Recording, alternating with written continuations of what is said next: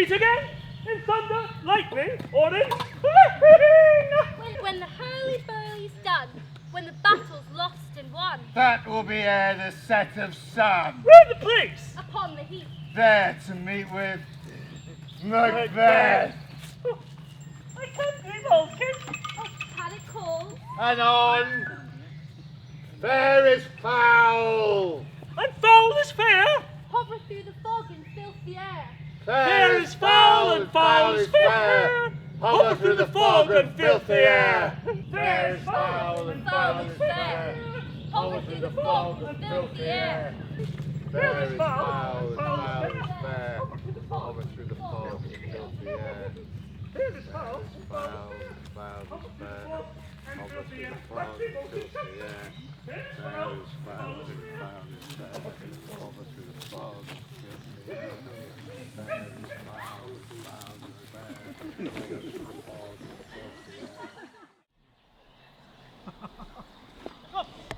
What bloody man is that?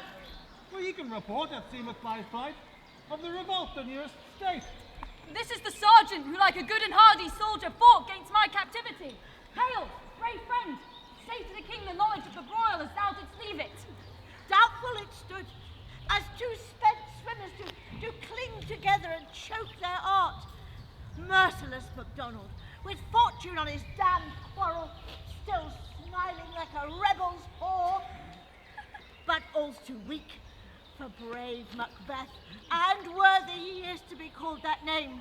Disdaining fortune, he carved a path with valorous arms, he carved a path till he faced the slave, which he ne'er shook hands with, nor bade farewell, till he had unseamed him from the nave to the chest, and fixed his head upon our battlements. Valiant cousin! Worthy gentleman. Mark, King of Scotland, Mark. No sooner was this valour armed and caused these skipping kerns to trust their heels, the Norwegian lord, surveying vantage with new supplies of men and furbished arms, he began a fresh assault upon the foe. Dismayed not this, our captains, Macbeth and Banquo? Aye, as the sparrow the eagle or the hare the lion.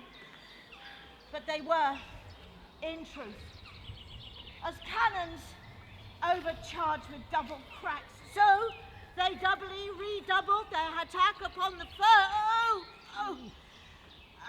But I am weak. My gashes, they cry for help. So well thy words become me as thy wounds. They slack upon a boat. Fetch him, surgeons. Oh, who comes here? Oh, the worthy Thane of Ross. What a haste looks through his eyes. So should he look that seems to speak things strange. God save the king. Whence camest thou, worthy Thane? From Fife, great king. With an Norwegian banners flout the sky and fan our people cold. Norway himself, with terrible numbers, assisted by that most disloyal traitor, the Thane of Cawdor, began a dismal conflict. To that Bellona's bridegroom lapped in proof, confronted him with self-comparisons, point against point, rebellious arm against arm, curbing his lavish spirit. And, to conclude, the victory fell on us. Hey! Great happiness. But now, Sweno, the Norway's king craves composition, nor would we deign him burial of his men till he disbursed at St. Columb's Inch $10,000 to our general use. No more shall this Thane of Cawdor deceive our bosom interest. Go pronounce his present death. And with his former title, Greek Macbeth. I will see it done. What he hath lost, noble Macbeth hath won.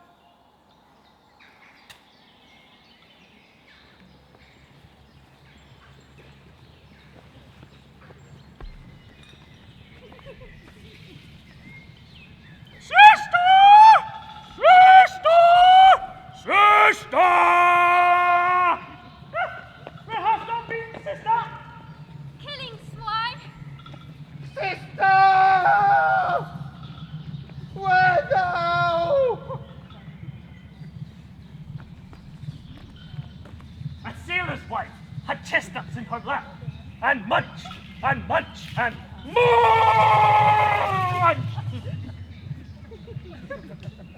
Gimme, quoth I, right thee witch, the rug-fed runyon cry.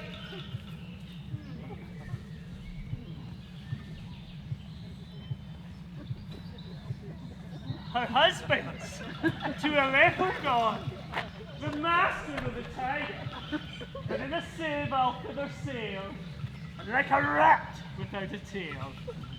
I'll do. I'll give thee a win. Oh, thou art kind! And I am never.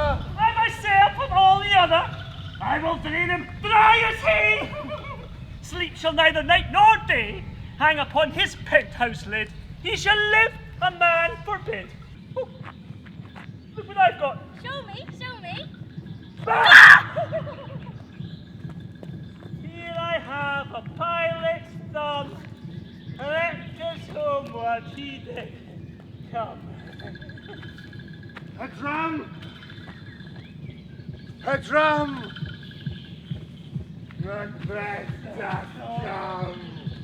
The weird sisters, hand in hand, posters of the sea and land, thus do go about. Thrice to thine! And thrice to mine! And thrice again to make up 9. And thrice to thine! Thrice to mine! And thrice again to make up 9! And thrice to thine! Thrice to mine! Thrice again to make up 9! And thrice to thine! And thrice to mine! And thrice again to make up 9! Thrice to thine! And thrice to mine! And thrice again to make up 9! Thrice to thine! And thrice to mine! And thrice again to make up 9! Thrice to thine! Thrice to mine! And thrice again to make up 9! Please, the chance, wife. So foul and fair a day I have not seen. How far is it called to forest? What are these? So withered and so wild in their appearance, they don't walk like the inhabitants of the earth, and yet are on it. Live you, or are you aught that man can question? Oh, you seem to understand me. Each at once a chappy finger raising their skinny lips. You should be women, but your fears do forbid me to interpret the arsehole. Speak, if you can. What are you? All hail, Macbeth! Hail to thee, Thane of Glamis! All hail Macbeth. Hail to thee, Thane of Cawdor. All hail, Macbeth! Thou shalt be king hereafter. Good sir, why do you start and seem to fail that which does seem so fair? In the name of truth, are you fantastical or that which outwardly you show? An noble partner you greet with present grace and great prediction of royal having of noble hope, he seems rapt withal. To me, you speak not. If you can see into the seeds of time, say which grain will grow, which will not, speak then to me, who neither beg nor fear your favour, nor your hate. Hail! Hail! Hail! Lesser than Macbeth, and greater. Not so happy, yet much happier. Thou shalt get kings. Will thou be known. So all hail Macbeth and Banquo. Banquo and Macbeth. All hail! Banquo and Macbeth. All hail. Banquo and Macbeth. All hail. Banquo and Macbeth. All hail. Banquo and Macbeth. Stay! You imperfect speakers! Tell me more! By Sinner's death, I know that I'm Thane of Glamis. And I of Cawdor. The Thane of Cawdor lives, the prosperous gentleman. And to be king stands not within the prospect of belief no more than the Thane of Cawdor. Say from whence you came upon this strange intelligence, and why, upon this blasted heath, you stop our way with such prophetic greeting. Speak, I charge you! The earth has bubbles, as the water has, and these are of thee. Whither have they vanished? Into the air. The Lord seen Corporal melted his breath into the wind. Would they had stayed? Where such things here did we speak about, or have we supped upon the insane root that drives us reasoner insane? Your children shall be kings. You shall be king. And Thane of Cawdor too, and did not so? To the self-same tune and words. Who's there? king has happily received Macbeth, the news of thy success. As thick as hail came host with host, as every man did bear thy praises in his kingdom's great defence, and poured them down before him. But for an earnest of greater importance, he bade me from him call thee Thane of Cawdor, in which addition hail, worthy Thane, which is thine. Can the devil speak true? The Thane of Cawdor lives. Why do you dress me in borrowed robes? Who was Thane lives yet, but under greater judgment has bared that which he deserved to lose. Treason's capitals confirmed and proved to have overthrown him. Glad. The Thane of Cawdor. The greatest is behind. Thanks for your pains. Do you not think your children shall be kings? When those that gave the Thane of Cawdor to me promised no less to them. That, trusty Dome, might yet enkindle you to the crown besides the Thane of Cawdor. But it is strange, and oftentimes to lead us to our harms, the instruments of darkness, shows us truth, tricks within us trifles to betray us in deepest consequence. Cousin, a word, I pray you. Two truths are told, as happy prologues to the swelling act of the imperial theme. I thank you, Sirrah. Cannot be ill, cannot be good. If ill, why have you given me earnest of success, commencing in the truth? I am Thane of Cawdor.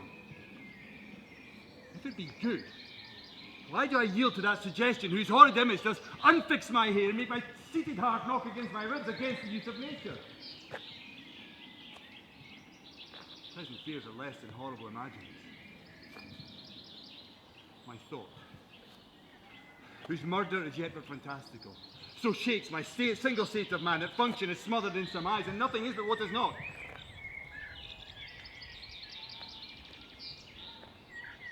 If chance will have me king, why chance may crown me, without my stir. Come what come may, time and the hour run through the ruffled sea.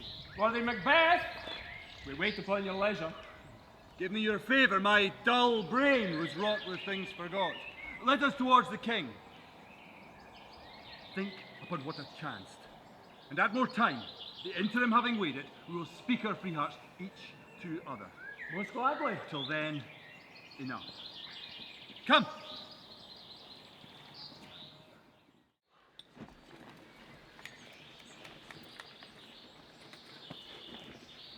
Is execution yet done on Cawdor? My liege, they Are have those in commission not yet returned?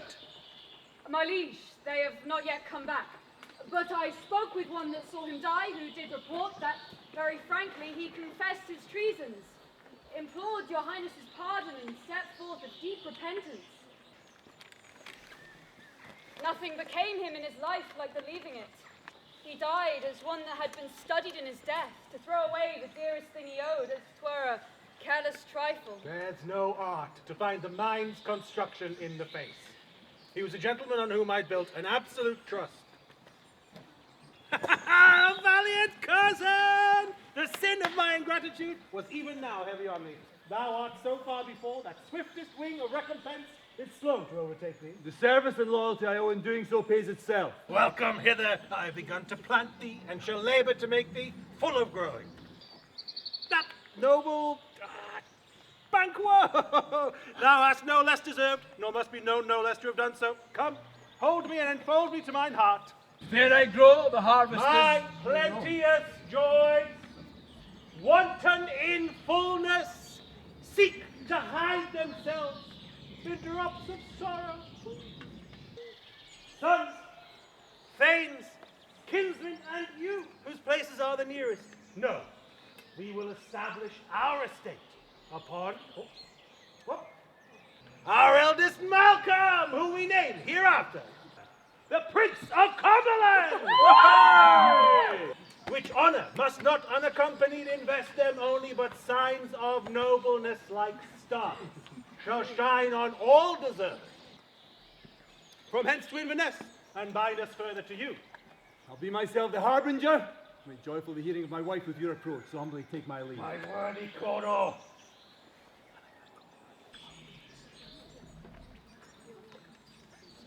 Prince of Cumberland. That is the step on which I must fall down, or else o'erleap. For in my way it stands. Stars, hide thy fires. Let not light see my black and deep desire. True, noble Banquo. He is full so valiant, and in his commendations I am fed. Oh, it's a banquet to me. Come, let's after him, whose care has gone before us to bid us welcome. It is a peerless kinsman.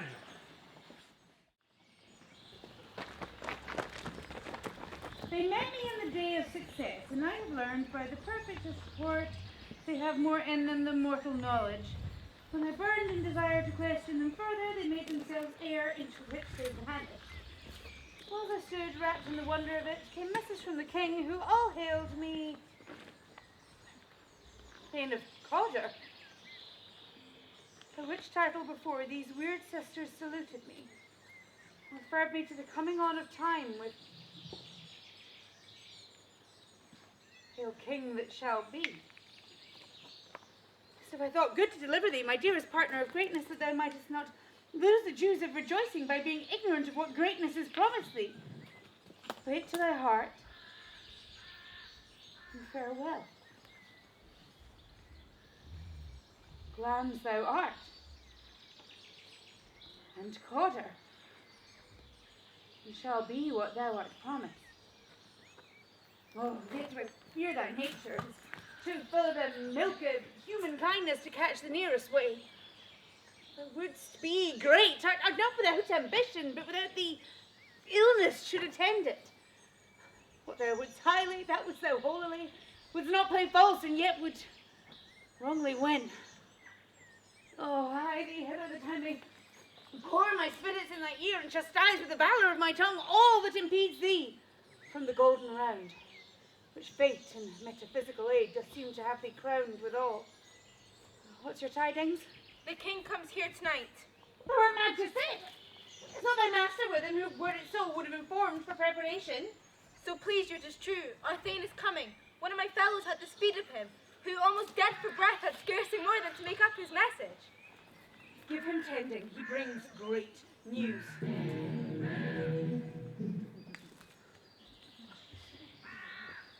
The raven himself is hoarse, who cloaks the fatal entrance of Duncan under my battlements. Come, you spirits that tend on mortal thoughts, unsex me here and fill me from the crown to the toe-top full of direst cruelty.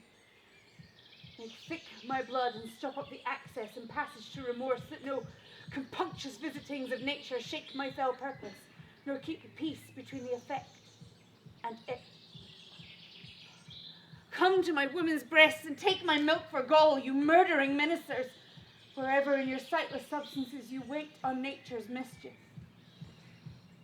Oh, come thick night and Polly in the dense smoke of hell, that my keen knife sees not the wound it makes, nor heaven peep through the blanket of the dark. I hold. Hold.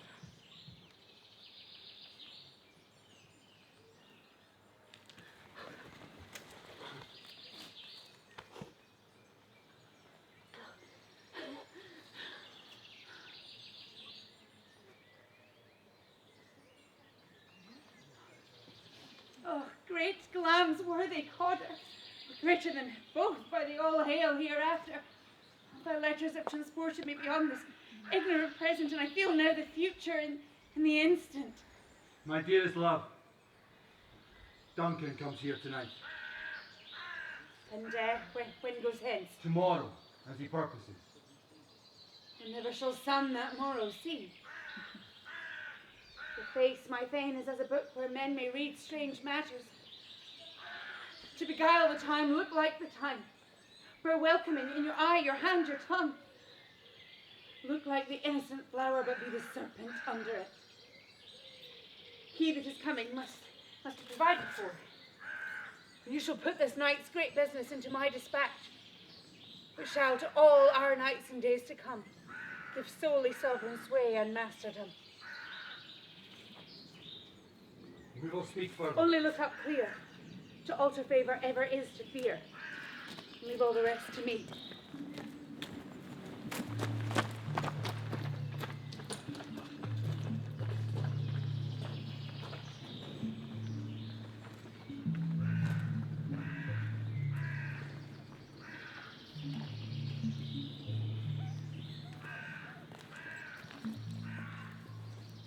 This castle hath a pleasant seat.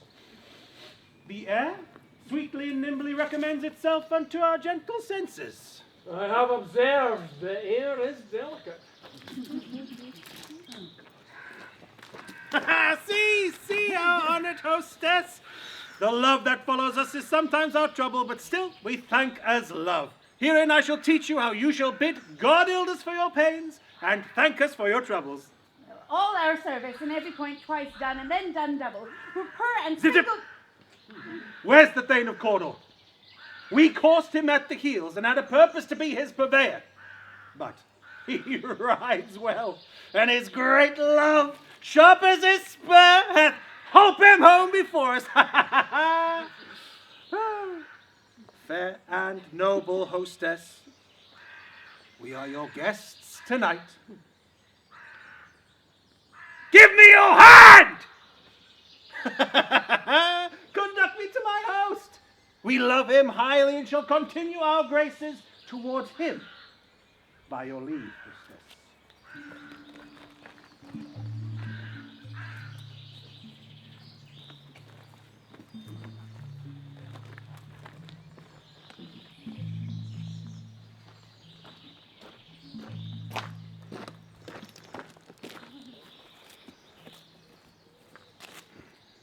If it were done when it is done, then 'twere well it were done quickly. If the assassination could trammel up the consequence and catch with his surcease success, that but this blow might be the be-all and end-all here. But in these cases, we still have judgment here. Did we but teach bloody instructions which being taught return to plague the inventor? This even-handed justice commends our ingredients to our own poisoned chalice, to our own lips. He's here in double trust. First, as I'm his kinsman and his subject, strong both against the deed. Then as his host, who should against his murderer shut the door, not bear the knife myself. I have no spur to prick the sights of my intent, only vaulting ambition which o'erleaps itself and lands on the other. And now, what news? He's almost supped. Why have you left the chamber? Hath he asked for me? No, you naughty has. We will proceed no further in this business.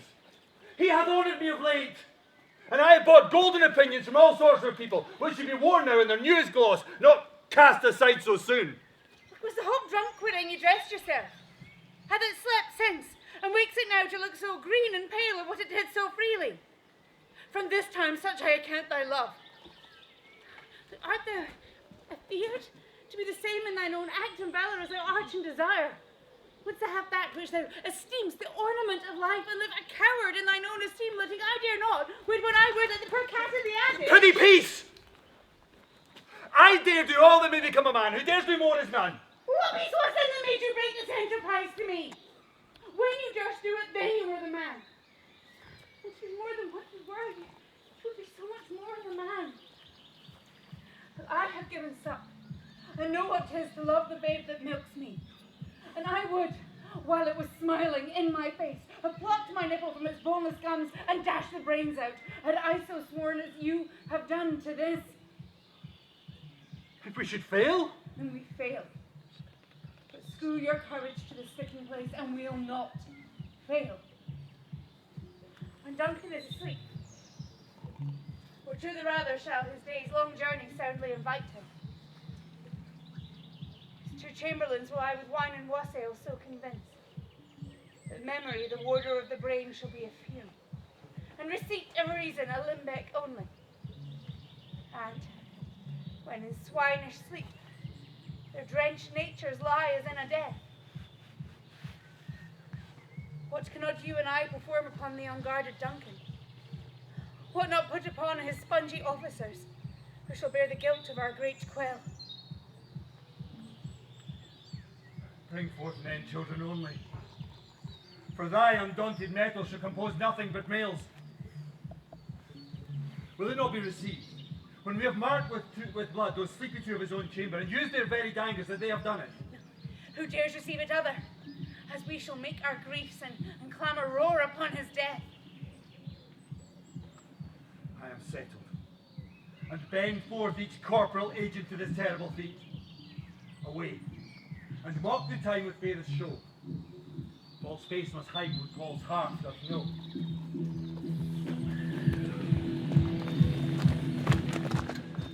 How goes the night, boy? The moon is down. I have not heard the clock. And she goes down at 12? Take it 'tis later, sir. Here, take my sword. There's husbandry in heaven. Their candles are all out. Take thee that too. A heavy summons lies like lead upon me, and yet I would not sleep. Heavenly powers restrain in me the cursed thoughts that nature gives way to in repose. Give me my sword. Who's there? Friend! Good sir, not yet at rest. King's abed. You've been on unusual pleasure and sent great largesse to your offices. This diamond he presents your wife withal in the name of most kind hostess, and is shut up in measureless content. Being unprepared, our will became the servant of defect, which else should free have wrought. As well. Last night, I dreamed of the three weird sisters. To you, they have showed some truth. I think not of them. Yet, when we can retreat in our ourselves, we will spend some words upon that business, if you can grant the time. At your kindest leisure. A good repose the while. Thank you, sir. Same to you.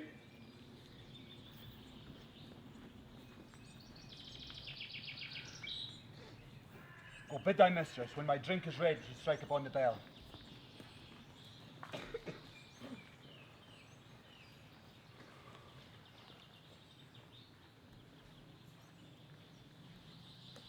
Is this a dagger which I see before me? The handle towards my hand. Come, let me clutch thee. Have thee not? Did I see thee still? Art thou not fatal vision, as sensible to feeling as to sight? Or art thou but a dagger of the mind, a false creation proceeding from the heat oppressed brain? I see thee still. In form as palpable as that which now I draw.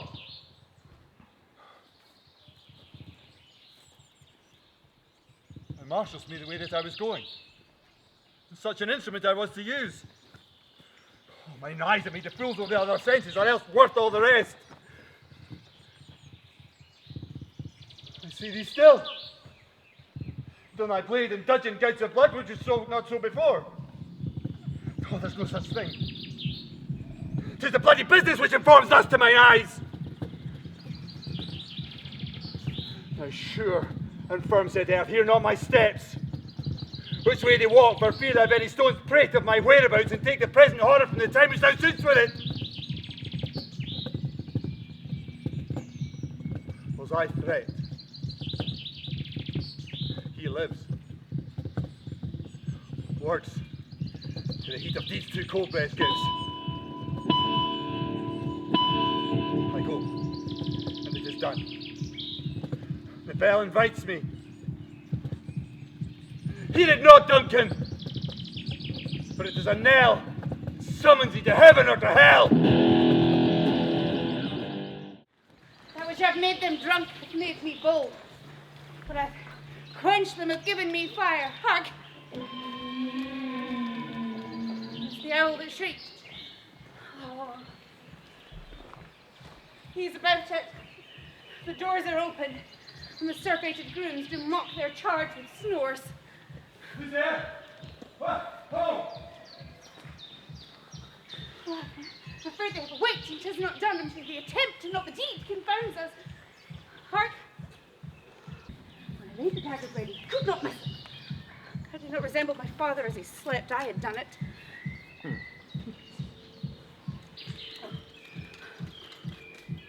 My husband? I've done the deed. Just to not hear a noise. I heard them. The owl screamed and the cricket cried, and I can speak. When? Now. As I descended? Aye. Hark! Here lies the second chamber. Donald Payne. Oh, this is a sorry sight. Foolish thought to say a sorry sight. This one did laugh in his sleep, and one cried murder. I stood and heard them, but they did say their prayers and addressed them again to sleep. There's two lodged together. There's one did cry, God bless us, and amen the other, as they had seen me with these hangman's hands. Listening their fear, I could not say amen when they did say God bless us. Consider it not so deeply. But wherefore could I not say amen? I most need a blessing, and amen stuck in my throat. But these deeds must not be thought after these ways, so it will make us mad.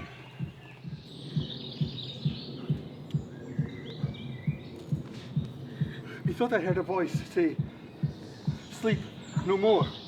Macbeth does murder sleep. The innocent sleep. Sleep that nips up the ravelled sleeve of care, death of each day's life, sore labour's bath, balm of hurt minds, great nature's second course, chief nourisher of life's feet. What do you mean? Still it said, sleep no more to all the house. Glamis hath murdered sleep, therefore Cawdor shall sleep no more. Macbeth shall sleep no more. Who was it that thus cried? Why were they begging you? Unbend your noble strength and think so brain sickly of things. Right, go, get some water and wash this filthy witness to... Why did you bring the daggers from the place? They must lie there, but go and carry them and smear the sleeping Grims with blood. I'll go no more. I'm afraid to think what I've done. Look on it again, I'll not. Firm of purpose. Give me the daggers. If you do bleed, I'll gild the faces of the grooms with all, for it must seem their guilt. Whence is that knocking? Oh, how is with me the different noise appalls me? What hands are here? Oh, they pluck at mine eyes! Will all great Neptune's oceans wash this blood clean from my hands? No. Rather the multitudinous seas in gardening turning the green one red. My hands are of your colour. I'm ashamed to wear a heart so white. Hark, I hear a knocking at the south entry. Retire we to our chamber, and a little water clears us of this deed. How easy it is then. And your constancy had left you unattended. We're knocking. Go, get on your nightgown, lest occasion call us and show us to be watchers. Be not lost so poorly in your thoughts! To know my deed to best not know myself. Wake, Duncan, with thy knocking! I would thou couldst!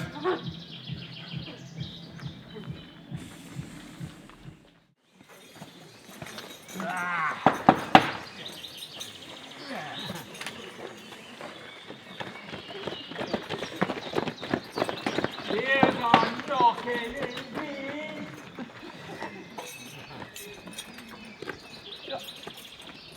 If a man were to be porter of Hellgate, he'd have all turn of the key. Knock, knock, knock. Who's here? In the name of Beelzebub. Oh. Here's a farmer, hanged himself for the expectation of plenty. Come in time. Oh, I've nothing to know about you.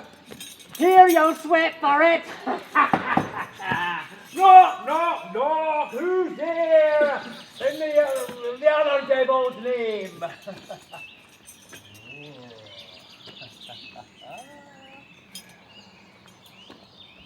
Here's an equivocator who could swear in both scales against either scale, who commit a treason enough for God's sake, yet could not equivocate themselves to heaven. Oh, come in, equivocator. Oh, knock, knock, knock. Who's there. Oh, here's a English tailor. Come hither for stealing out of a French hose. Oh, come in, tailor. Here you may roast your goose. Oh, knock, knock, knock. Never a quiet. What are you? Ah, it's too cold here for hell. I'll devil portrait no butter. Though I had thought of letting some of all professions to go the primrose way to the everlasting bonfire. Ah, nona, nona, pray you. Remember the potash. Is it so late, friend, ere you went to bed, that you do lie so late? We were carousing till the second cock, and no drink, sir. It's a great provoker of three things. What three things does drink especially provoke? Oh, marry, sir. Nose painting, sleep, and urine. Oh, and lecturing, sir, it provokes. And unprovokes. It provokes the desire.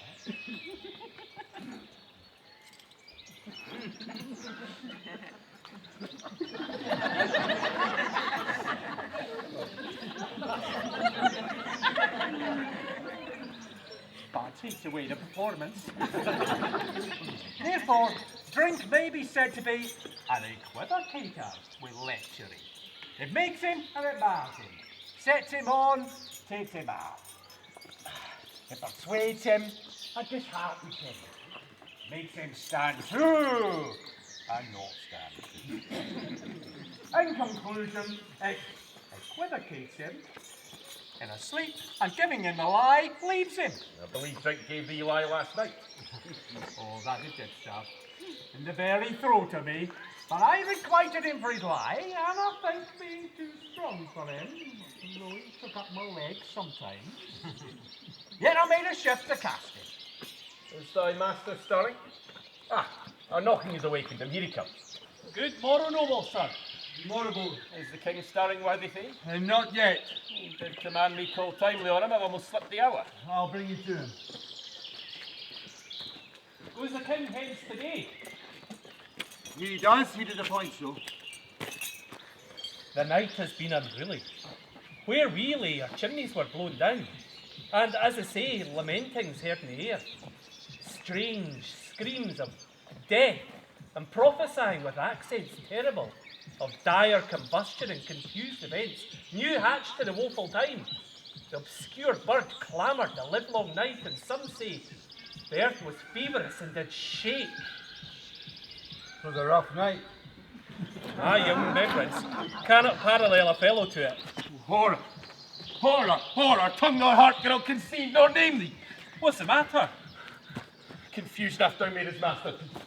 Most sacrilegious murder, and broke ope the Lord's anointed temple, and stolen thence the life of the building. How say you the light? Mean you his majesty? Approach the chamber and destroy thy sight with a new gorgon. Do not bid me speak, see, and then speak yourself. Awake! Awake! Ring the alarm bell! Murder and treason!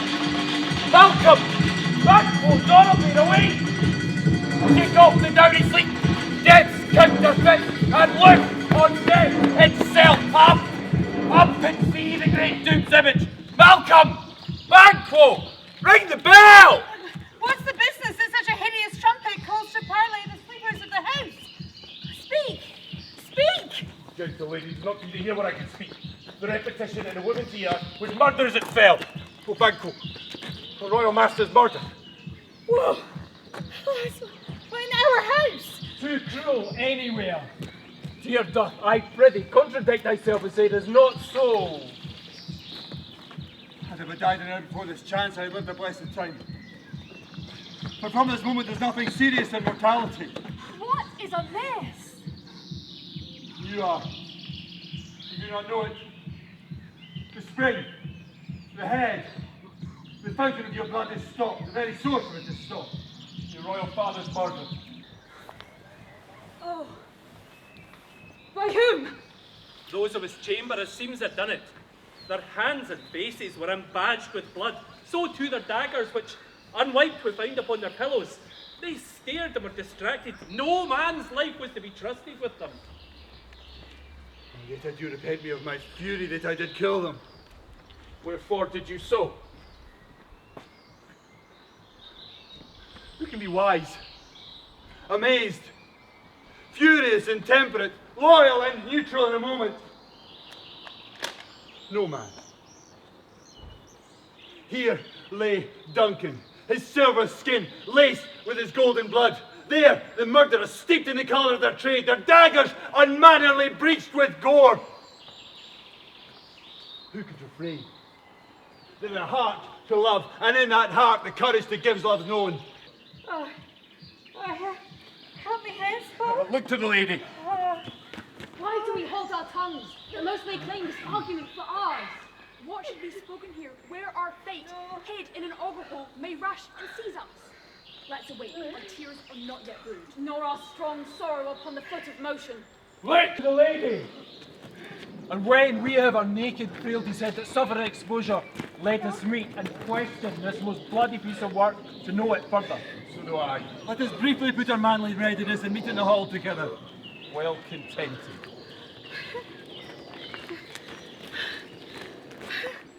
What will you do? Let us not consort with him. To show an unfelt sorrow is an office the false man does easy. I'll to England. To Ireland I, our separated fortune shall keep us both the safer. Where we are, those daggers in men's smiles. The nearer in blood, the nearer bloody. This murderous shaft that shot hath not yet lighted, and our safest way is to avoid the aim. Therefore, to horse, and let us not be dainty of leave-taking. 70. I remember well, within the volume of which time I have seen. Hours dreadful, and things strange, but this sore night of trifled former knowings. Ah, good father, thou seest the heavens as troubled as man's actions do threaten this bloody stage. By the clock 'tis day, and yet a dark night strangles the travelling lamp. 'Tis at the night's predominance the day's shame that darkness does the face of the earth and tomb, and living light should kiss it. 'Tis unnatural, even like the deed that's done. Ah, and Duncan's horses, a thing most strange and certain, and beauteous and swift, the minions of their race did turn wild in nature, broke out, flung their stalls, contending against all obedience, as they would make war with mankind. 'Tis said they eat each other. They did so, to the amazement of mine eyes that looked upon it. Here comes the good Macbeth. How goes the world now, sir? Why, see you not? Was it known who did this more than bloody deed? Those Macbeth have slain. Alas, today, what good could they pretend? They were suborned. Malcolm and Donalbain and the king's 2 sons are stolen away and fled, which puts upon them suspicion of the deed. Against nature still, thriftless ambition that will braven up their own life. Well, then it is likely that the sovereignty shall fall to Macbeth. He's already named and gone to Scone to be invested. Where is Duncan's body? Carried to Colmkill, sacred storehouse of his predecessors and guardian of their bones. And will you to Scone? No, cousin out to Fife. I will thither. Well, we will see things well done there. Adieu. Lest our old robes sit easier than our new. Farewell, father. God's benison go with you and with those who will make good of bad and friends of foes. Thou hast it now. King, Cawdor, Glamis, all as the weird sisters promised. And I fear thou hast played most foully for it. Yet, it was said they should not remain in thy posterity, but myself would be the root and father of many kings, if there comes truth for them. As for thee, Macbeth, their speeches shine. May by the verities on thee made good, may they be my oracles as well, and set me up in hope. But hush, no more.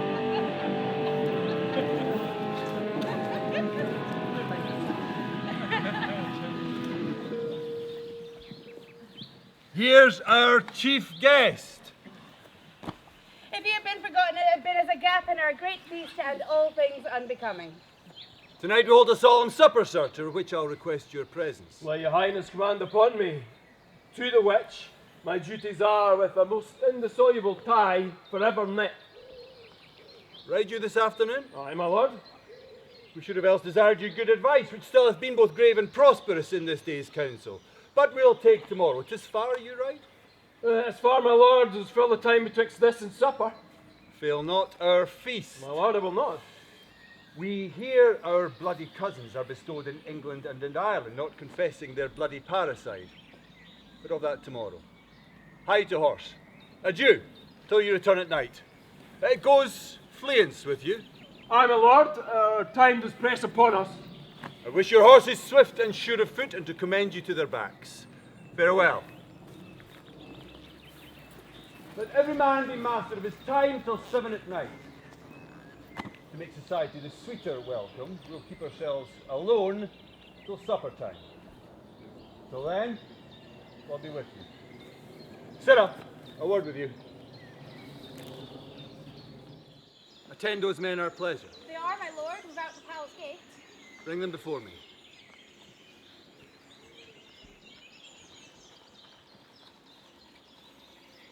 To be thus is nothing, but to be safely thus. Our fears in Banquo stick deep, and in his royalty of nature reigns that which should be feared. He hath a wisdom that does guide his valour to act in safety. There's none but he whose being I do fear the most. He chid the sisters when first they put the name of king on me, bade them speak to him, then prophet-like they hailed him father to a line of kings. Upon my head they placed a fruitless crown, upon my grip they put a barren sceptre.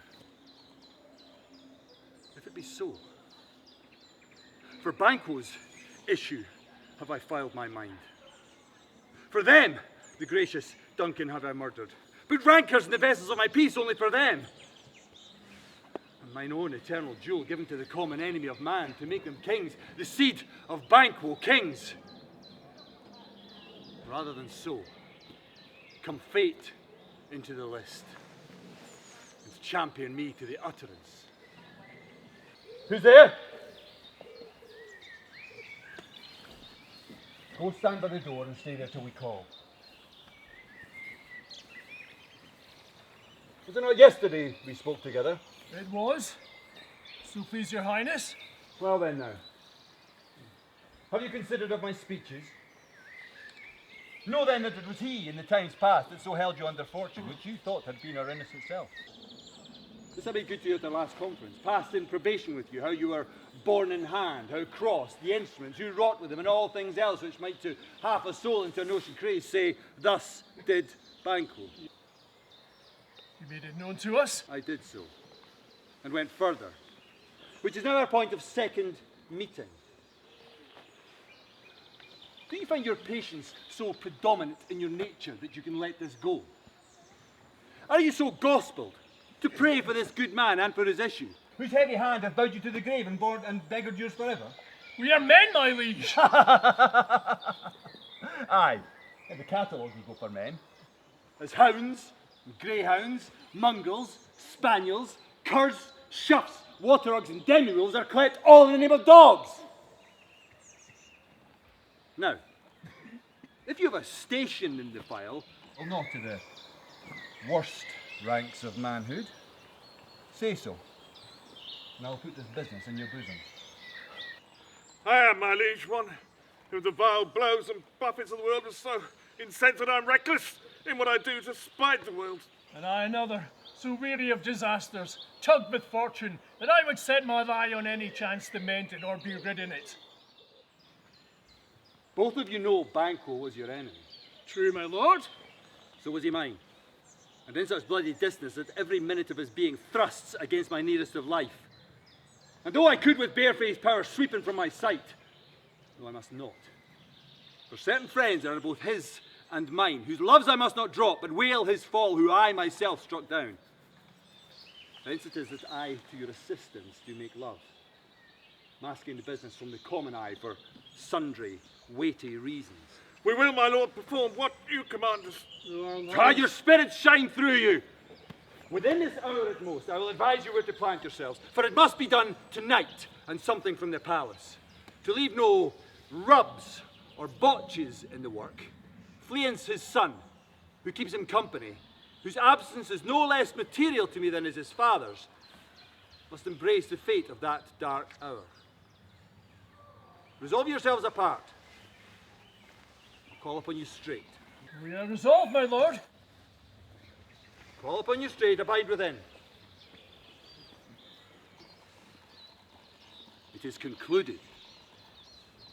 Banquo, thy soul's flight, if it find heaven, must find it out tonight.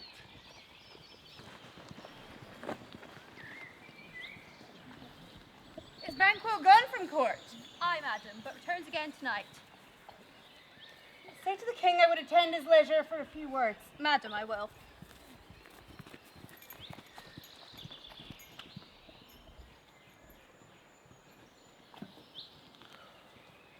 How now, my lord? Why do you keep alone? How sorry his fancies your companions making, using those thoughts which should indeed have died with them they think on. Things without all remedy should be without regard. What's done is done. We have scorched the snake, not killed it. She'll close and be herself again, whilst our poor malice remains in danger of a former tooth. Let the frame of things unfold. Both the worlds suffer. Now we will eat our meal in fear and sleep in the affliction of these terrible dreams that shake us nightly. Better be with the dead than we to gain our peace have sent to peace, than on the torture of the mind to lie in restless ecstasy. One gentle, my lord. Sleek o'er your rugged looks be bright and jovial among our guests tonight. So shall I, love, and so I pray be you. Let your remembrance apply to Banquo. Oh. Present him eminence both with eye and tongue. Unsafe the while, we must lave our honours in these flattering schemes, making our faces visitors to our hearts, disguising what they are. You must leave this. The fill of scorpions is my dear wife! Thou knowest that Banquo and his Fleance lives! But in them nature's copy's not a turn. There's comfort yet. They are assailable. What's to be done? Be innocent of the knowledge, dearest Chuck, till I applaud the deed. Come, sealing night, scarf up the tender eye of pitiful day, and with thy bloody and invisible hands cancel and tear to pieces that great bond which keeps me pale. Thou marvels at my words, but hold thee still. Things bad begun make strong themselves by ill. So prithee, go with me. Near approaches the subject of our watch. A light there! Hark! I hear horses! That is he, for the rest upon the note of expectation when we're in the court. A light! A light! Stand to it!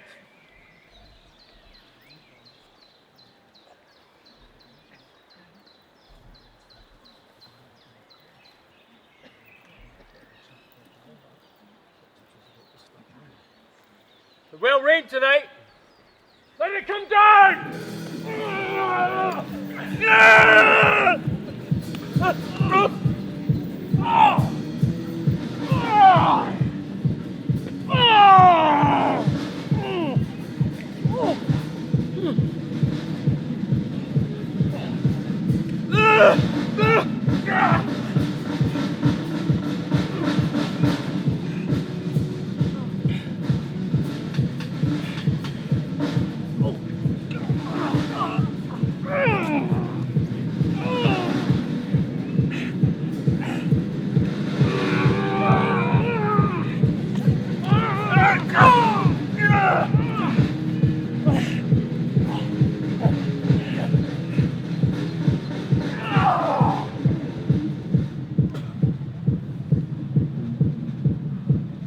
There's but one down. The sun has fled. We have lost best half of our fare. Well, let's away and see how much is done.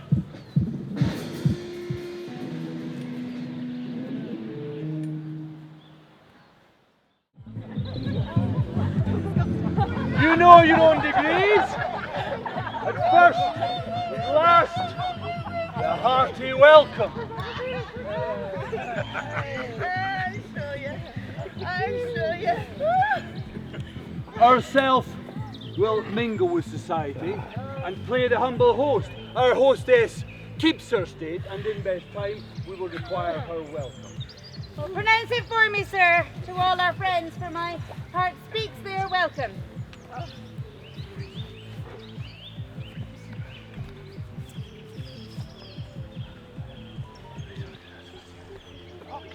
There's blood on thy face.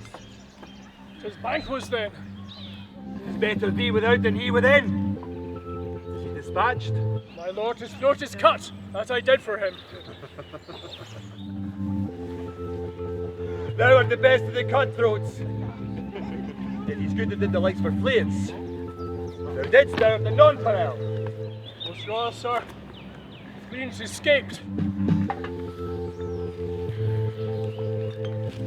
My fit again. Perfect! The Banquo's safe? Aye, my good lord, safe in the ditch he bides, with 20 trenched gashes on his head, the least a death to nature. Thanks for that. There the grown serpent lies. The worm's flesh hath mated in the time of venom breed, no teeth to the bread. Get thee gone. Tomorrow we'll hear ourselves again. My royal lord, noble friends do like you. The beast is soul that is not often vouched. Sweet remembrance, sir.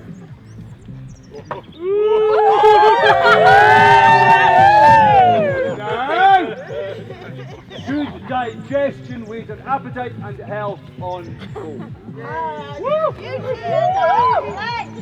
Here had we our country's honour roofed, where our gracious Banquo present, whom we would rather challenge for unkindness than pity for mischance. His absence, sir, places blame upon his promise. Pleases your highness to grace us with your royal company. Come on. What is that moves your highness? Which of you have done this? What is it, my lord? Thou canst not say I did it. Never shake thy gory locks at me. Gentlemen, rise. His highness is not well. Stay, worthy friends. My lord is often thus and hath been since his youth. Pray you keep seat. The fit is momentary. Upon a thought he will again be well. If much you note him, you shall offend him and extend his passion. So speed and regard him not.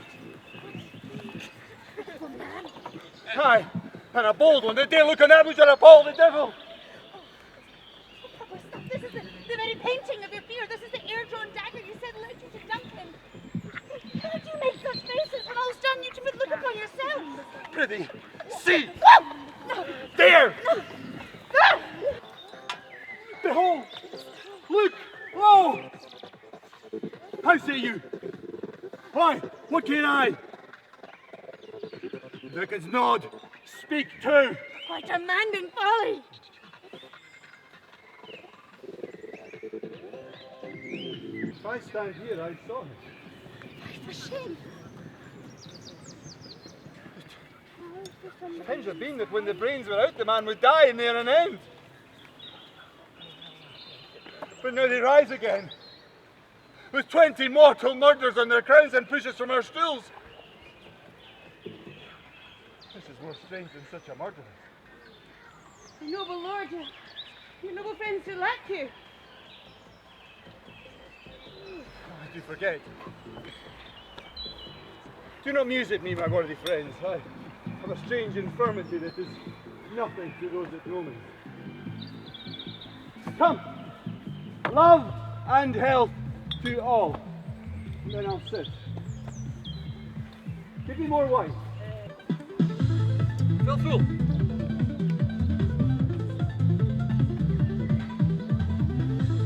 I drink to the general joy of the whole table. And to our dear friend Banquo, whom we miss. Banquo!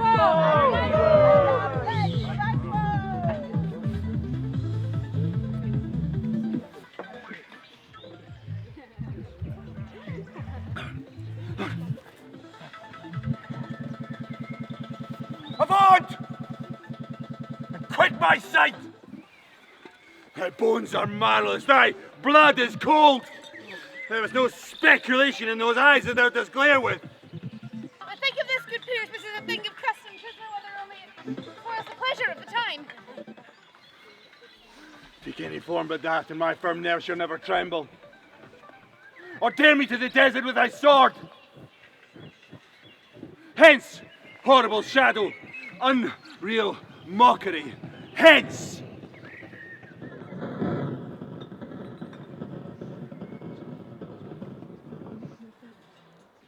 And so being gone,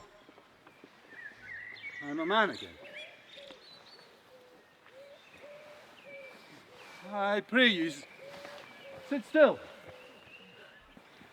You have displaced the mirth, broke the good meeting with most admired disorder. Can such things be? And overcome us like a summer's cloud without our special welcome? You make me strange, even to the disposition that I owe, when now I see you can behold such sights and keep the natural ruby of your cheeks when mine is blanched with fear. What sights, my lord? I pray you speak not, he grows worse and worse, question enrages him. At once, good night, stand not upon the order of going, but just go at once. Good night. Better health attend His Majesty. Yeah, well, a kind good night to all.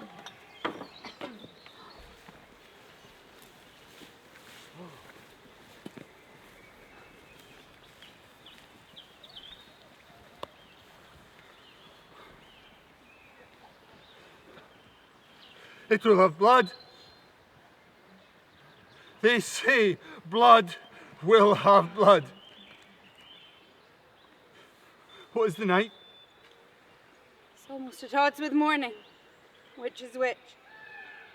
How sayest thou that Macduff denies his person at our great bidding? But did you send to him, sir? I hear it by the way. But I will send. There's not a one but in his house I keep a servant feed. Tomorrow I will to the weird sisters. More shall they speak. For now I am bent to know by the worst means the worst. I am in blood stepped in so far that should I wade no more, returning were as tedious as go o'er. Strange things have I in head that will to hand, that must be acted ere they may be scanned.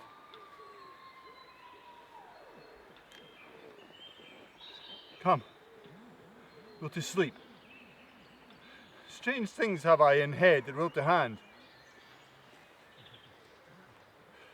that must be acted ere they may be scanned. Come. You lack the season of all nature. Sleep. Come. We'll to sleep. My strange and self-abuse is the initiate fear that wants hard use. We are but young indeed.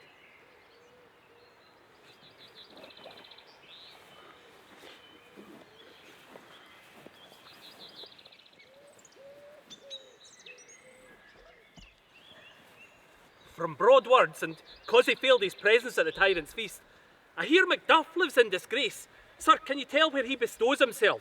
The son of Duncan, whom this tyrant gives due of birth, resides in the English court, and is received by the most pious Edward. Thither Macduff has gone to pray the Holy King upon his aid, to waken the King of Northumberland and the murderer Seard, that with the help of these, and the ratification of him above, they may indeed give meat to our feasts, sleep to our beds, and free from our feasts and banquets these bloody knives, do homage to, and receive honours from, all of which we pray for now, hath so exasperated the king that he calls for some fresh assault. Sent he to Macduff?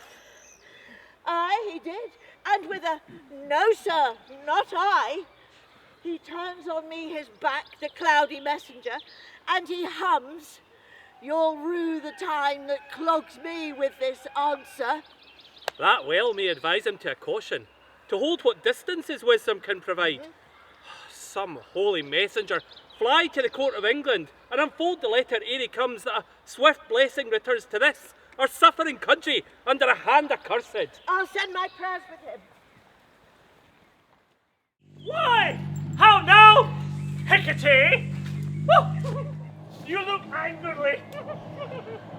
Have I not reasoned, Beltons, as you are saucy and overbold? How did you dare to trade and traffic with Macbeth in riddles and affairs of death? And I, the mistress of your charms, the close contriver of all harm, was never called to bear my part or show the glory of our art. And, which is worse, all you have done hath been but for a wayward son, spiteful, wrathful, who, as others do, loves for his own ends, not for you. But make amends now, get you gone, and at the pit of Acheron, meet me in the morning, so that he will come to know his destiny. Your vessels and your spells provide, your charms and everything beside. I am for the air. This night I'll spend in tower dismal and a fatal end. Great business must be wrought ere noon. He shall spurn fate, scorn death, and bear his hopes of wisdom, grace, and fear. And you all know security as mortal's chiefest enemy. Hark! I am called. My little spirit sits in a foggy cloud and stays for me. Come!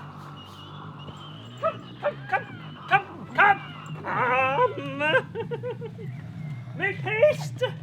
She'll soon be back again. Arise, the blinded cat hath mewed, mewed, mewed. Harp your cries! 'Tis time! 'Tis time! Around about the cauldron go, in the poisoned entrails throw, toad that under cold stone, days and nights has 31, sweltering venoms leaping gut, while thou burst in the chaplet. Hark! Double, double! Toil! And trouble! Fire burning cauldron bubble, fillet of a fenny snakes, in the cauldron boil and bake. Eye of newt and toe of frog, will of bat, tongue of dog, lizard's leg and blind worm sting, owlet's leg and owlet's wing. For a charm of powerful trouble, like a hell broth, boil and bubble, double, double toil and trouble. Fire burn and cauldron bubble. Scale of dragon, tooth of wolf, witch's money, moor and gulf of the rabid sea salt shark, roots of hemlock digged in the dark, finger of birth strangled babe, ditch delivered by a dram, make the gruel thick and slab. Add thereto a tiger's children for the ingredients.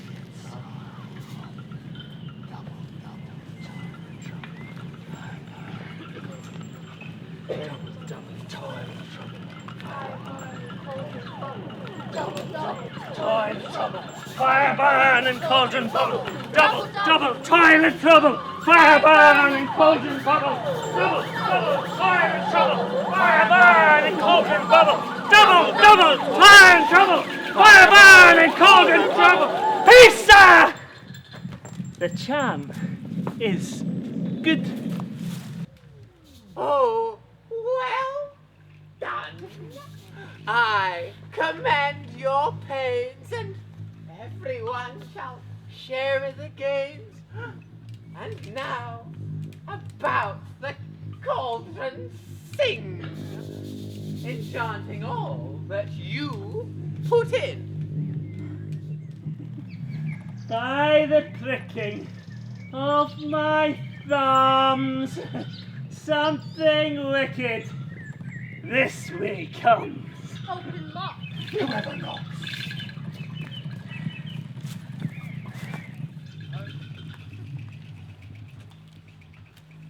How now, you secret black and midnight hags? What did you do? A deed without a name. I conjure you, with that which you profess, however you come to know it, answer me to what I ask you. Speak! Demand. We'll answer. See if thou'lt rather hear it from our mouths or from our master.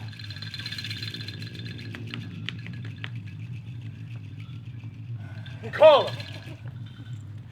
Let me see them. Come high or low, thyself an office deftly show. Tell me, their unknown power. Ha! He knows thy thoughts, hear his speech, but say thou not. Macbeth, Macbeth, Macbeth! Beware Macduff! Beware the Thane of Fife! Dismiss me. Enough! Whate'er thou art, for thy good caution, thanks. Thou hast heart me my fear aright. But one word more. Will not be commanded. Here's another. More potent than the first. Macbeth! Macbeth! Macbeth! Had I 3 ears, I'd hear thee. Be bloody bold and resolute. Laugh to scorn the power of man. For none of women born shall harm Macbeth. Then live, Macduff! What need I fear of thee? And yet I'll make assurance double sure and take a bond of fate. Thou shalt not live, that I may tell pale-hearted, feared lies and sleep in spite of thunder. But what is this that rises like the issue of a king and wears upon his baby brow the round and top of sovereignty? Listen, but speak not to it. We lie in metal proud and take no care, who chafes, who frets, or where conspirers are. Macbeth shall never vanquished be until great Burnham Wood to high Dunsinane Hill shall come against him. That will never be! Who can impress the forest? Bid the tree unfix its earthbound root! Yet my heart throbs to know one thing. Tell me, if your art can tell such things, shall Banquo's issue ever reign in this kingdom? Seek to know no more! I will be satisfied! Deny me this, and an eternal curse fall on thee! Show! Show! Show. Show his eyes! And grieve his heart. Come like shadows, so departs.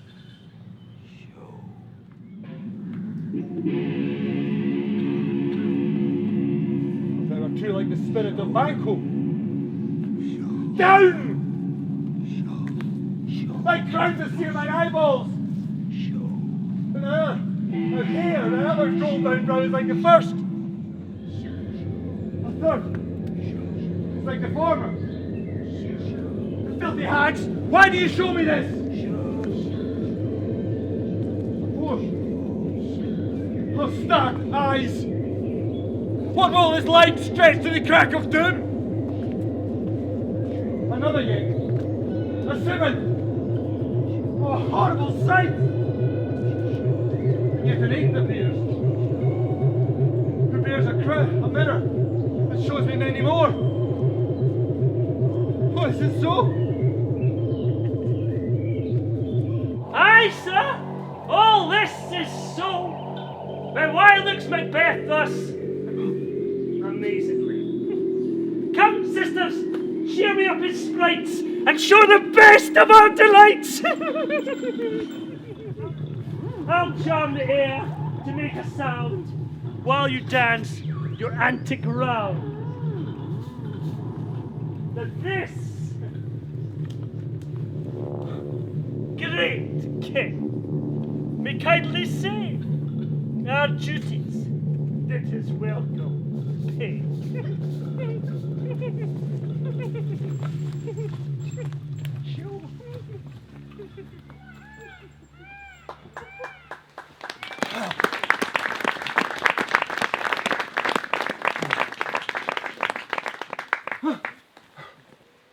John! Let this pernicious hour stand accursed in the calendar! Come in! Who's out there? What's your grace's will? Saw you the Weir sisters? No, my lord. Can you not by? No, indeed, my lord. Oh, infected be the air whereon they fly, and damned all those that trust them. I could hear the galloping of horse. Who was came by? 'Twas but 2 or 3, my lord, that brought word. Macduff is fled to England. Fled to England? Aye, my good lord. Time, thou anticipatest my dread exploits. The flighty purpose never is overtook unless the deed go with it. For from this moment, the very firstlings of my heart shall be the firstlings of my hand. And even now, to crown my thoughts with acts, be it thought and done. The castle of Macduff I will surprise, seize upon Fife, give to the edge of the sword his wife, his babes, and all those unfortunate souls that trace him in his line. No more boasting like a fool. This deed I'll do before this purpose cool. No more sights. Where be these gentlemen? Bring me where they are.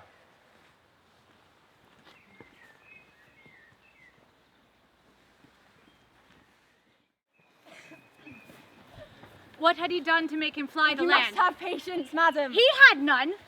His flight was madness. When our actions do not, our fears do make us traitors. You know not whether it was his wisdom or his fear. Wisdom! To leave his wife, to leave his babes, his mansion and his title, in a place from which himself doth fly. He loves us not. He wants the natural touch for the poor bird, the most diminutive, will fight her young ones in the nest against the owl. All is the fear and nothing is the love. As little as the wisdom when the flight so runs against all reason. My dearest cuz, I pray you, school yourself. And for your husband, he is wise, studious, and best knows the fits of the season. Cruel are the times when we are traitors and do not know ourselves. I dare not speak much further, but I will be here soon again, and things that the worst will cease or else climb upwards to where they were before.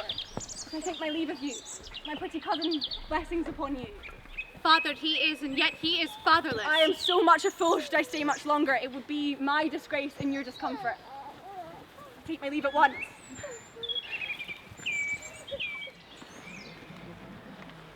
Sirrah,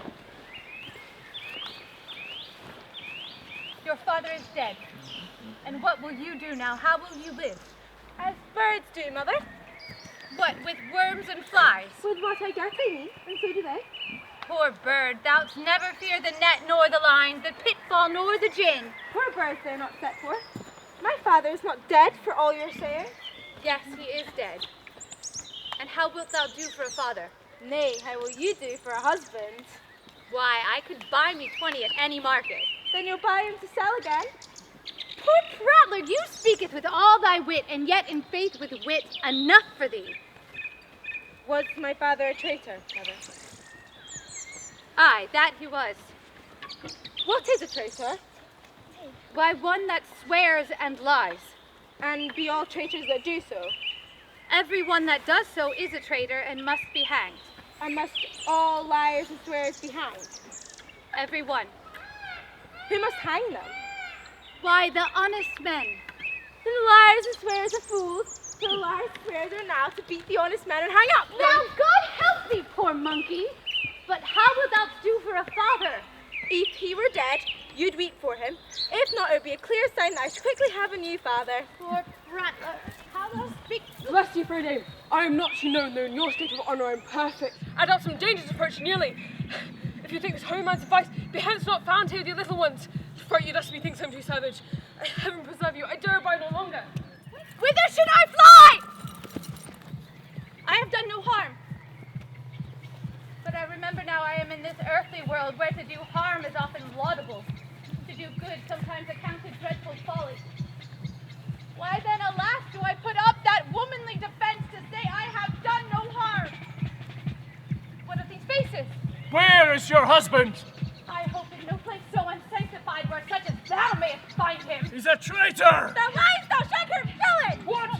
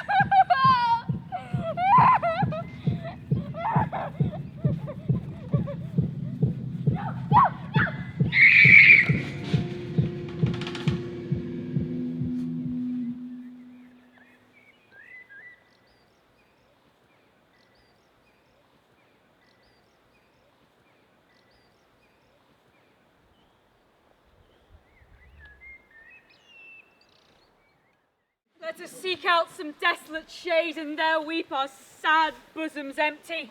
Let us rather hold fast our mortal sword, and like good men bestride our downfall and birth them.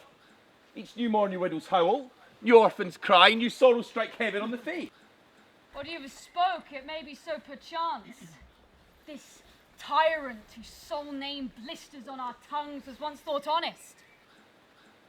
You have loved him well. He hath not touched you yet. I am young, but something you may deserve of him through me, and wisdom to offer up a weak, poor, innocent lamb to appease an angry god. I am not treacherous. But Macbeth is. A good and virtuous nature may recoil at an imperial charge. But I shall crave your pardon. That which you are, my thoughts cannot transpose. Oh, I've lost my hopes. Perchance even there where I did find my doubt. Why, in that rawness, left you wife and child? Those precious motives, those knots of love without leave-taking. I pray you, let not my jealousies be your dishonours, but mine own safeties.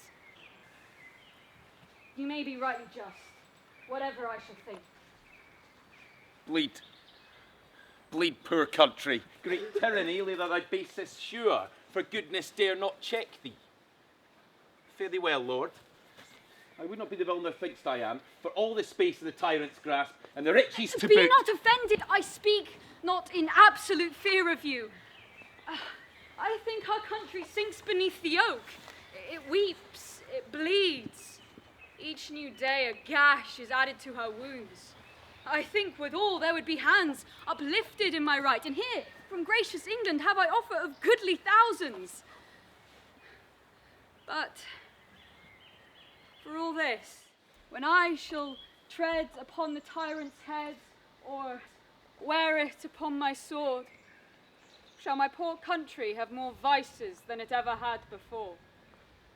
More stuffer, and more sundry ways by him that shall succeed. What should he be? It is myself, I mean, in whom I know all the particulars of vice so grafted, that when they shall be opened, black Macbeth will seem as pure as snow, and the poor state esteem him as a lamb, being compared with my confineless harm. Not in the legions of horrid hell can come a devil more damned than evils to top Macbeth. I grant him bloody, luxurious, avaricious, false, deceitful, sudden, malicious, smacking of every sin that has a name, but there is no bottom, none, in my voluptuousness. Your wives, your daughters, your matrons, and your maids could not fill up the cisterns of my lust, and my desire all continent impediments would o'erbear that did oppose my will and bid them break. Better Macbeth than such a one to reign. Boundless in temperance and nature is a villainy. It hath been the untimely emptying the happy throne and fall of many kings. We have willing dames enough. There cannot be that vulture in you to devour so many as will to greatness dedicate themselves being so inclined. All these are portable with other graces waved. I have none. The king becoming graces as justice, verity, temperance, stableness, bounty, perseverance, mercy, lowliness, devotion, patience, courage, fortitude. I have no relish of them, but are abound in the division of each several crime, acting it in many ways. Nay, had I power, I would pour the sweet milk of concord unto hell, uproar the universal peace, and confound all unity on earth. Scotland! Scotland! Such a one be fit to govern, speak. I am as I have spoken. Fit to govern, no. Not to live. Nation miserable, with untitled tyrant, bloody sceptred, when wilt thou see thy wholesome days again, since that the truest issue of thy throne, by his own interdiction stands accursed, and does blaspheme his breed. Very well. These evils thou repeats against thyself have banished me from Scotland. My breast, thy hope ends here. Macduff, this noble passion, child of integrity, hath from my soul wiped the black scruples and reconciled my thoughts to thy good, truth, and honour.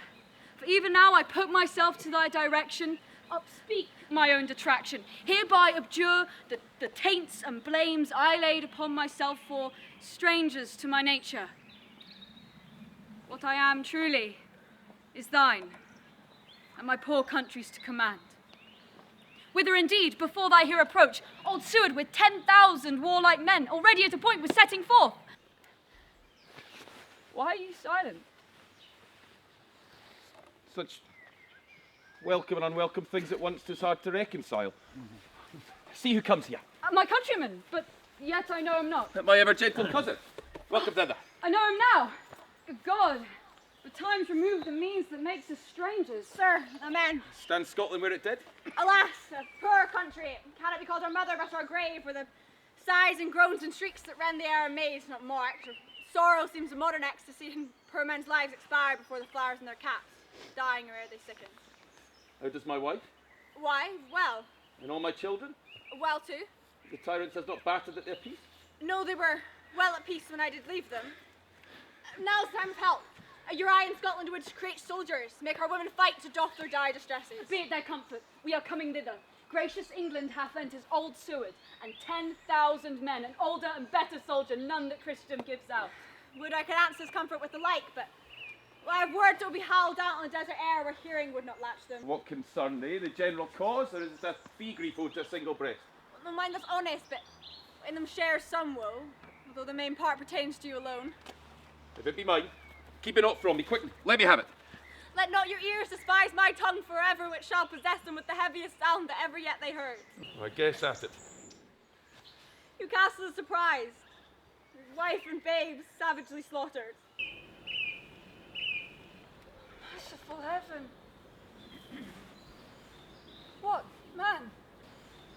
Nay, pull your hat upon your brows. Give sorrow words. The grief that does not speak wishes o'erfraught the heart and bids it brave.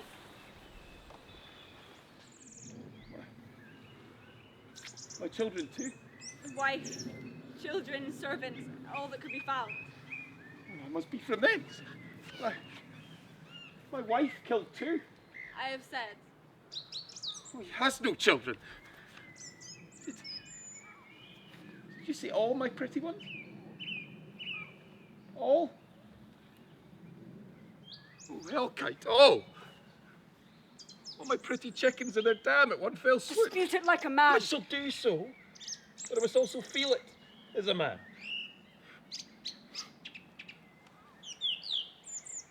I cannot but remember such things that were most precious to me.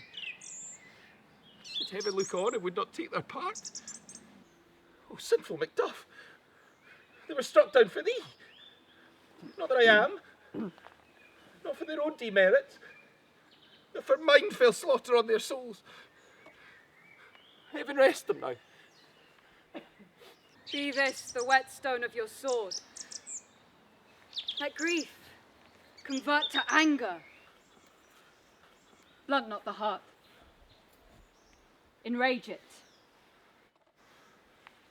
Gentle heavens, cut short all intermission. Front to front, bring now this fiend of Scotland and myself.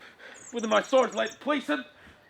If he escape, heaven forgive him too. Come, go we to the king. Our power is ready. Our lack is nothing but our leave Macbeth is ripe for the shaking. Receive what cheer you may. The night is long that never finds the day. Read it, afterwards seal it, and then return to bed. And all this in a most fast sleep. A great perturbation in nature to receive at once the benefits of sleep and do the effect of watching. In this slumbery agitation, and apart from her walking and other actual performances, what, if anything, have you ever heard her say? Oh, that, sir, I shall not report after her. But look, here she comes. This is her very guide. And upon my life, fast asleep. Observe her. Stand close. How came she by that light? Why, it stood by her. She has light by her continually. It is her command. You see, her eyes are open. Aye, but their sense is shut. What is it she does now? She rubs her hands. It is an accustomed action with her to seem thus washing her hands. I have seen her continue in this for a quarter of an hour. Yet, there is a spot. Hark! She speaks. I shall set down what comes from her to satisfy my remembrance the more strongly. Out. Damn spot out. I say. 1, 2. Then it's time to do it. Hell is murky. My lord Fies, soldier in the field. Who needs we fear? Who knows it where none can call our powers to account? Who would have thought they all meant to have so much blood in them? Did you mark that? The Thane of Fife had a wife, and where's she now? Oh, these hands near be clean. Oh, no. No more of that, my lord. No more of that. No more of that. No more. All with the certain. Goat will go too. You have known what you should not. She has spoke what she should not. I am sure of that. Heaven knows what she has known.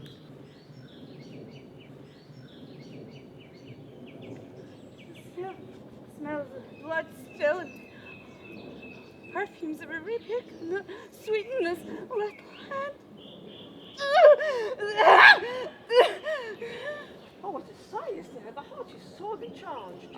I would not have such a heart in my bosom for the dignity of the whole body. This disease is beyond my practice, yet I have known those who have walked in their sleep, but have died holily in their beds. Wash your hands. Put on your nightgown. Tell you yet again, Banquo is dead and buried. cannot commit on his grave.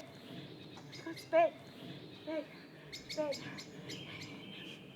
I hear a knocking at the south entry. Her hand. It's done. It cannot be undone. Bed.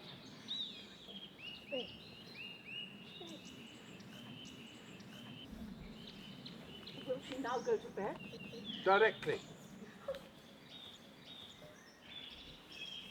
Our whisperings are abroad.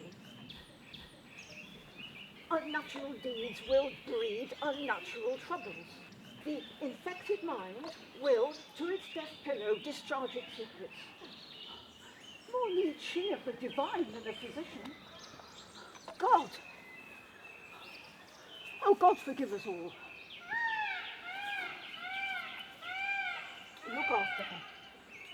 Remove from her the means of all annoyance, and still keep eyes on her. Oh, so good night. My mind, she has mated and amazed my sight. I think, but dare not speak. Good night, good doctor.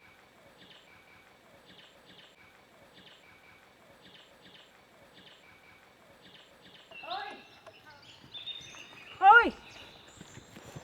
The English power is near, led on by Malcolm, his uncle Seward and the good Macduff. Revenge is burning them for their dear causes. Would to the bleeding and the grim alarm excite the mortified man. Near Burnham Wood shall we meet them, that way are they coming. Who knows if Donalbain be with his brother? For certain, sir, he's not. I have a file on all the gentry. There's Seward's son and many unrough youths that even now protest their first to manhood. What does the tyrant? Oh, great Dunsinane, he strongly fortifies.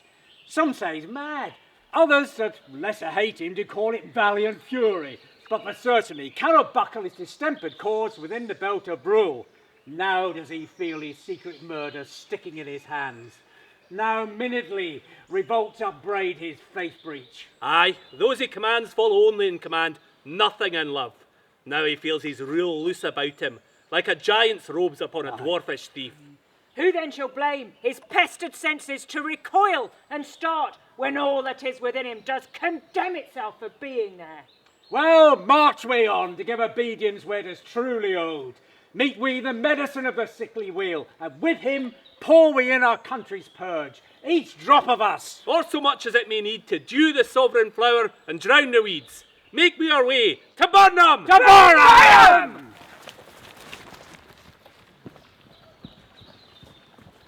Bring me no more reports. Let them fly all. Till Burnham would remove to Dunsinane, I cannot tamed with fear. What's the boy Malcolm? Was he not born of woman? The spirits that know all mortal consequences have pronounced me thus. Fear not, Macbeth. No man of woman born shall e'er have power upon thee. Then fly, false things, and mingle with the English epicures. The mind I sway by and the heart I bear shall never sag with doubt nor shake with fear. The devil damn thee black, thou cream-faced loon. Where gotst thou that goose look? There are 10,000 Geese! Villain! soldiers, sir. Go prick thy face and override thy fear, thou lily-livered boy. What soldiers, whey-face? The English forces, so please you, sir. Take thy face hence! Seaton! This whoosh will cheer me ever, or deceit me now. I've lived long enough.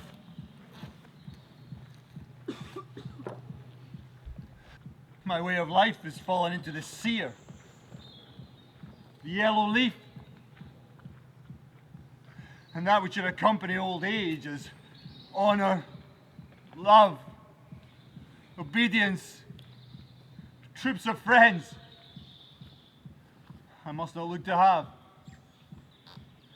but in their stead, curses, not loud, but deep breath,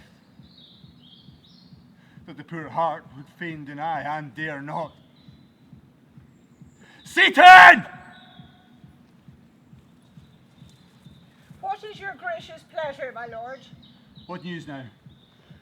All is confirmed, my lord, which was reported. I'll fight till from my bones my flesh be had. Give me mine armour. 'Tis not needed yet. I'll put it on! Send out more horses. Scour the country round. Hang those that talk of fear. Give me mine armour. How does your patient, doctor? Not so sick, my lord, as she is troubled by thick-coming fancies that do keep her from her rest. Cure her of that. Canst thou now minister to mine disease? Pluck from the memory a rooted sorrow, raise out the written troubles of the brain? Therein the patient must minister to himself. Da, throw physic to the dogs, I'll none of it. Seaton, send out. Doctor, the things fly from me. Come, sir, dispatch. If thou couldst, doctor, cast out the water from my land, find her disease, and purge it to sound and pristine health, I would applaud thee to the very echo and should applause again. What? Rhubarb? Sip! What purgative drug could stir these English hens? Hear'st thou of them? Aye, my good lord, your royal preparations do make us hear something. Bring them before me. I will not be afraid of death or bane, till Burnham Forest come to Dunsinane. Were I from Dunsinane away and clear, profit again would hardly draw me here. What wood is this before us? The wood, Burnham. Let every soldier hew him down a bough and bear it before him. Thereby shall we shadow the number of our host, and make discovery ere and report of us. It shall be done. We learned no other, but the confident tyrant lies still in Dunsinane and will endure our setting down before it. 'Tis his main hope. For where there is advantage to be given, both more and less hath given him the revolt, and none serve with him but the constrained things whose hearts are absent too. The hour approaches at will, with due decision make us know what we shall say we have, and what we owe. Thoughts speculative, their unsure hopes relate, but certain issue strokes must arbitrate, towards which advance the war.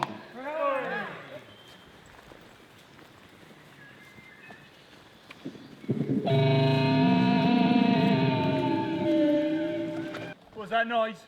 'Tis the cry of women, good lord.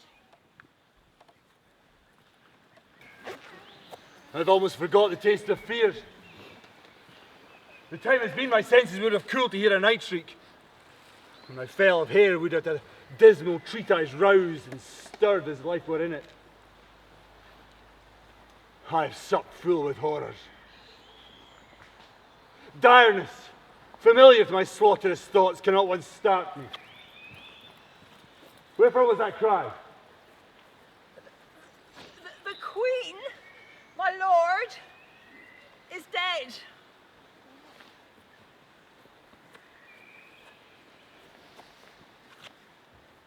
She should have died hereafter. There would have been a time for such a word.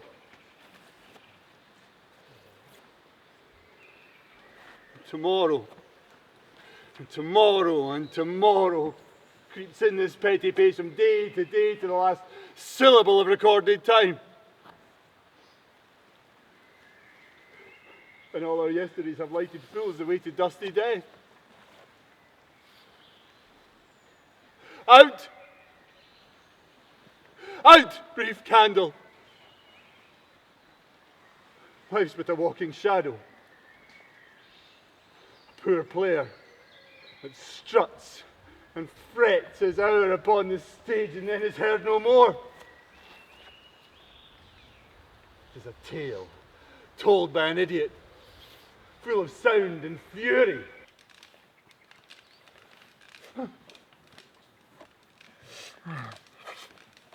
Thou comest to use thy tongue, thy story quickly. Gracious my lord, I should report to you that which I say I saw, but know not how to do it. Well, say so. As I stood my watch upon the hill, I looked to Burnham and anon. Methought I saw the woods begin to move. Liar and slave. Let me endure your wrath if it not be so. Within this 3 mile may you see it coming. I say, a moving grove. If thy speech be false, upon the next tree shalt thou hang alive, till famine cling thee. If thy speech be sooth, I care not if thou dost for me as much. Fear not. Till Barnum Wood come to Dunsinane, and now Wood comes towards Dunsinane. Arm! Arm! And out! If, which he avouches, does appear, there's nor flying heads nor tarrying here. I begin to be aweary of the sun, and wish the state of the world were now undone. Ring the alarm bell! Blow, wind, come rack! At least we'll die with harness on our back. Now it's near enough. Your leafy screens throw down and show like those you are. Do we refine the tyrant's power denied? Let us be beaten if we cannot fight. That way the noise comes. Tyrant, show thy face! Thou be slain through no stroke of mine. My wife and children's ghosts will haunt me still. Let me find him fortune, and more I beg not.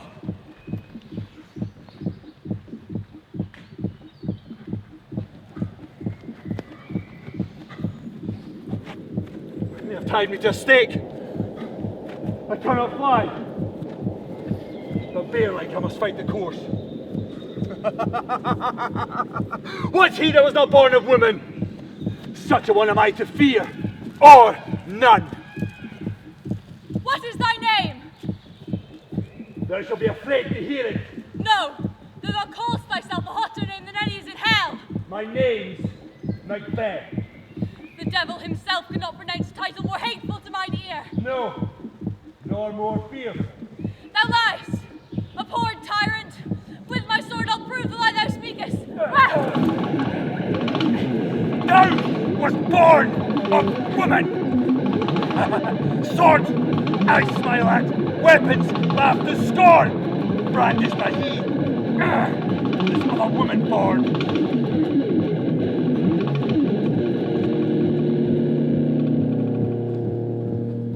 Why should I play the Roman fool and fall on mine own sword?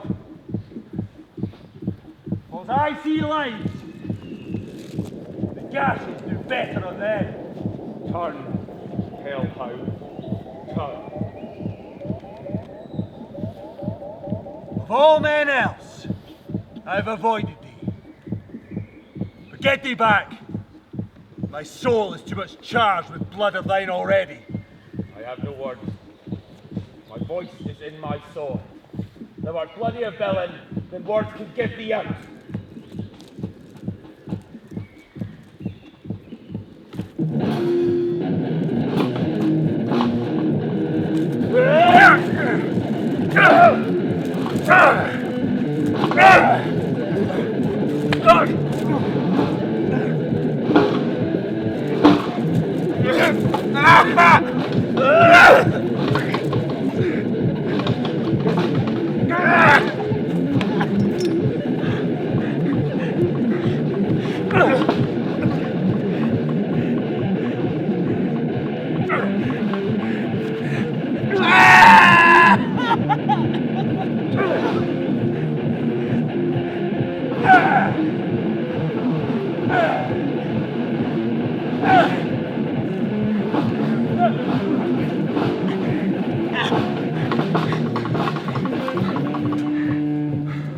Thou losest labour.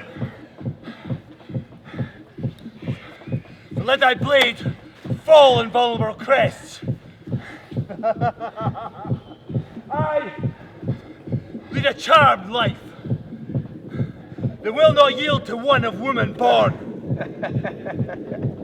To spare thy charm, let the angels thou still hast served tell thee, Macduff was from his mother's womb untimely rent. Accursed be that breath that tells me so. I'll not fight with thee. Then yield, coward, and live to be the show and gaze of the time. we'll have these, our rare amongst us are, painted on a post, and under it, here may you see the tyrant. I will not yield to kiss the ground beneath young Malcolm's feet. Lay on, Macduff! Damned be him that first cries hold enough.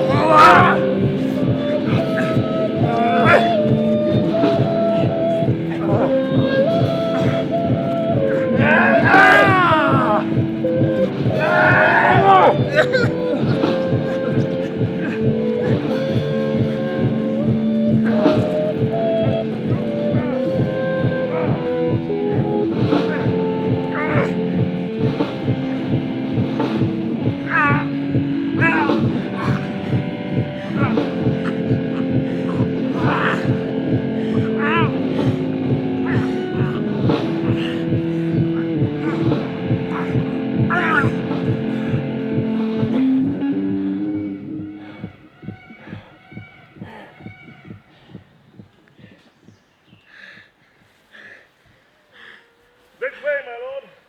The castle's gently rendered. The noble things do bravely in the war, and the day itself professes yours. Little is to be done.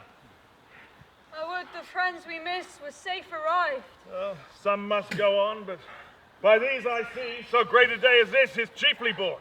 Your son, my lord. He's paid a soldier's debt. He only lived until he were a man.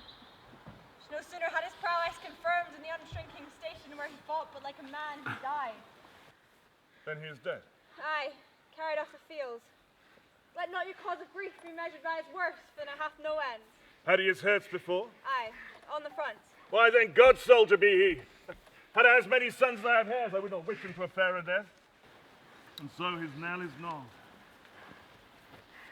He's worth more sorrow, and that's I'll spend for him. He's worth no more. They say he parted well and paid his score, so God be with him. But here comes newer comfort. Hail, King, for so thou art. Behold, where lies the usurper's cursed head.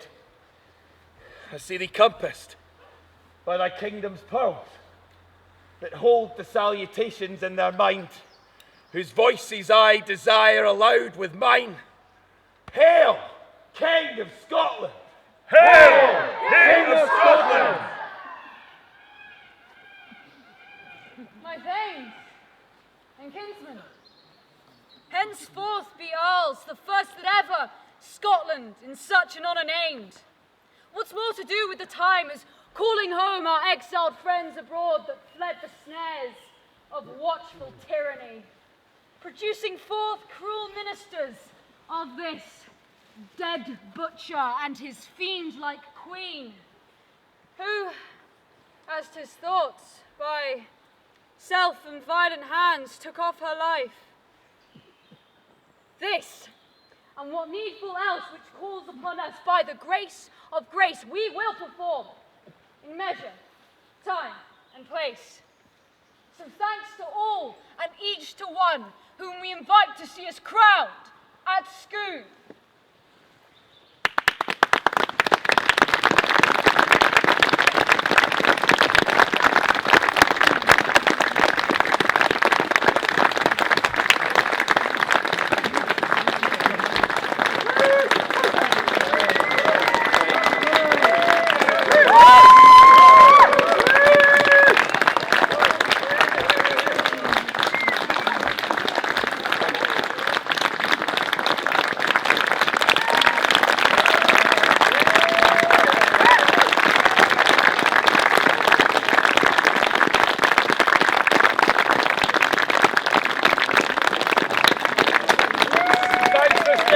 During the weather.